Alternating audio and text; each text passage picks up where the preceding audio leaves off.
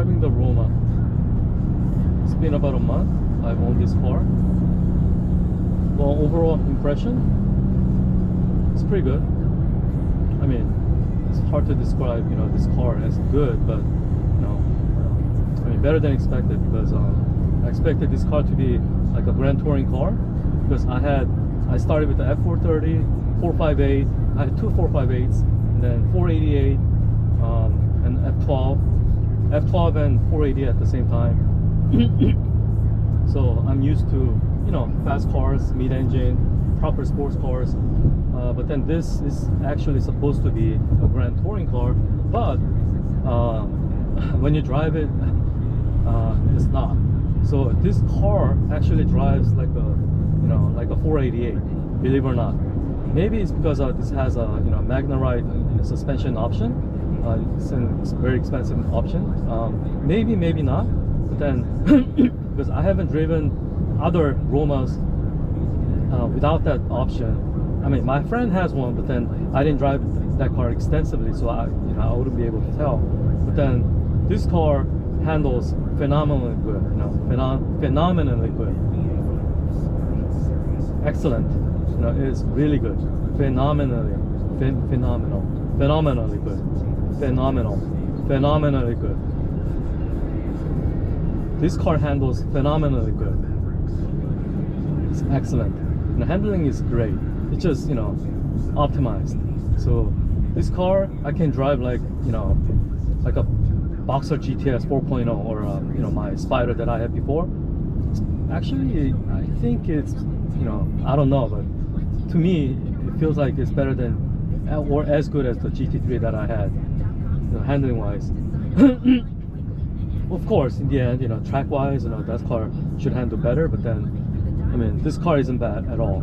So you can actually beat this car, you know, crap out of it, and still get the job done. So I don't know how else to describe it. But then, anyways, so it is smooth when, you know, it has to be. It handles well. The only like downside would be like too many like gizmos, you know, the electronic gizmos that, you know, it's brand new, so it's hard to understand. Sometimes, you know, it's like controls. It's hard to understand what is what, you know. I still haven't learned everything, especially because I have a lot of cars, so I only drive this car like every 10 days. So I don't get to drive this car too often. So I still need some time. I mean, and you know, nobody really cares about these things. So I uploaded you know, some of the functions like that, and then some people commented, "Oh, my you know, Civic does better than that." You know, I mean, of course, this car is not meant to be like electronically like phenomenal. No, this car is for engine, suspension, you know, acceleration, handling, top speed, and feel. That's what this car is about. You know, this car is not about like convenience. Convenience wise, I mean, this car doesn't even have the you know, the home link. Home link is an option. Home link comes standard in so many like cars. Even economy cars have home link, you know, system without an option. This car is an option. You have to pay about, I don't know, $3,000 just to get the home link, and they don't work. They don't work well. So my the F430 didn't have, oh no, F430 had it. The two 458s had it, and then the F12 and the 488 I didn't option for that, because when I had the 458 and the F430, they never worked.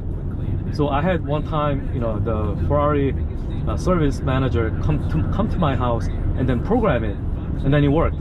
But then they took like, you know, like an hour or so, you know, just to make it work. So why? You know, why is that? Why cannot they just make it simple? So after that, I was like, forget it. You know, I have like controls, remote control, so who cares?